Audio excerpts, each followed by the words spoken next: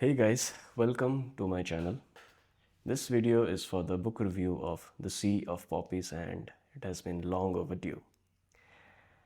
I took my sweet time reading it and analyzing its content for this book review, and let me tell you, it's an amazing book written by an Indian author as well. So you should definitely go and check it out.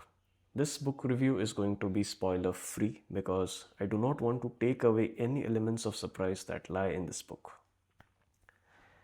So let's begin. The story is set in the colonial era of the Indian history, a time set just before the First Opium Wars. The author has richly detailed the story with elements and characters fitting to the era, which most of the time would incur wrath, if not pity. I certainly had a hard time controlling myself from launching an online campaign against the British to return our wealth back to us, which they forcefully took and they had been exploiting us for centuries. Now, the story is part of the Ibis trilogy, where Ibis is a schooner which is specifically designed to carry human cargo. Earlier, it was used for slave trade, and right now, in the context of the story, it would be used to transport bonded labor from the mainland India to far off islands like the Mauritius. Now, this was where the belief of losing caste if someone travels through black water came about. The Brahmins believe that they would lose caste if they travel through seas. This is where it came from. In the beginning, it would be a little difficult for readers to get hooked into the story because of the tough language used by the Lascars. Now, the Lascars are a jolly mix of people from South Asian countries, and they have a very mixed kind of tongue, so it will be a little difficult to stay hooked to. But with time, as the ship docks and the story comes to the mainland India, it would slowly generate and evoke interest, and you would be latched onto the book. Now, if we are talking about the colonial era, then we would be thinking mostly about the negative aspects of that era. That's a given. Now, the themes described by the author include colonial exploitations by the British. The British were relentless in pushing forth their interests and establishing a monopoly in the trade of opium, the consequences of which are harrowingly narrated in the perspective of Diti, where she says that she cannot even grow food crops in her own land. But the British were not the only ones in the folly here. I mean, it's colonial era and we aren't too good ourselves. We weren't too good ourselves. The story of there is a character called Kalua who belonged to a lower caste, and how the concept of untouchability was practiced upon him that would truly break your heart. The feeling isn't as strong as the god of small things, but it is enough to evoke the heart against the injustice. There are themes of sexual exploitation and gender discrimination as well, but of how women are tricked and forced to produce babies, how they are denied certain passages and certain job opportunities, of certain weird sexual fetishes that you would be reading about. I'm certain that you would find even more subtle themes and when you start reading about it. You know what? I'm actually very happy that the effect these stories or these books have on us, because they will help us in warding away those very social evils from, at least from our generation or the subsequent ones. Brick by brick, we built an empire. Now, the beauty about Indian books and Indian authors is that they will be filled with characters rich with description.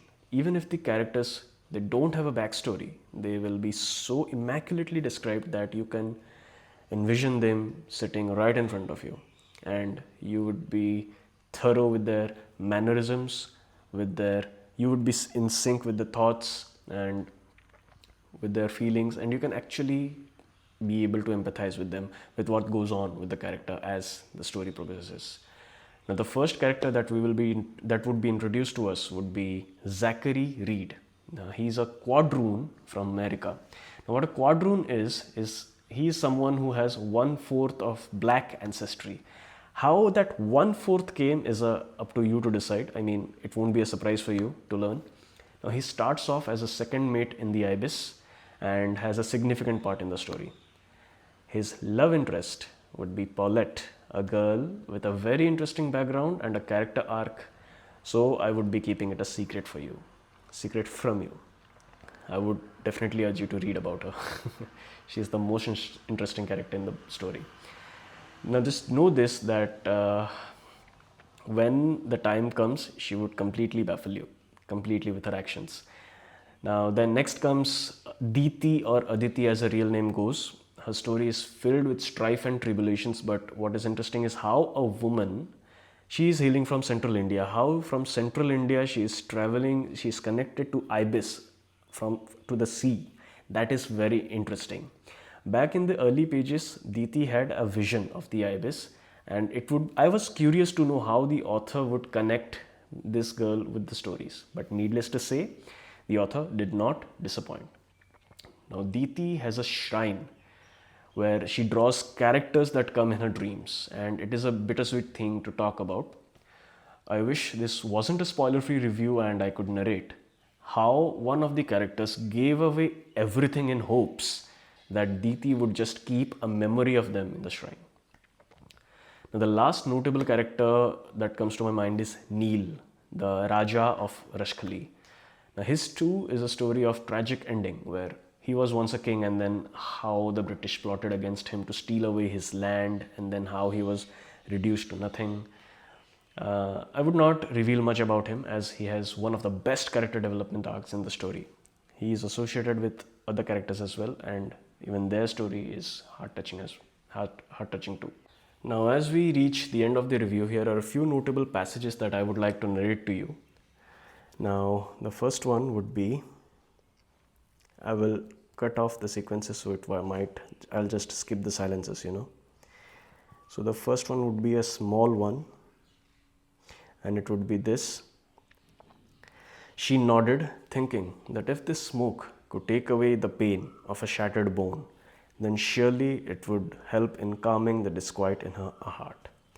Now, this was in context of Diti being offered a fame or opium by her husband, and she thinking about her dark future that lies ahead.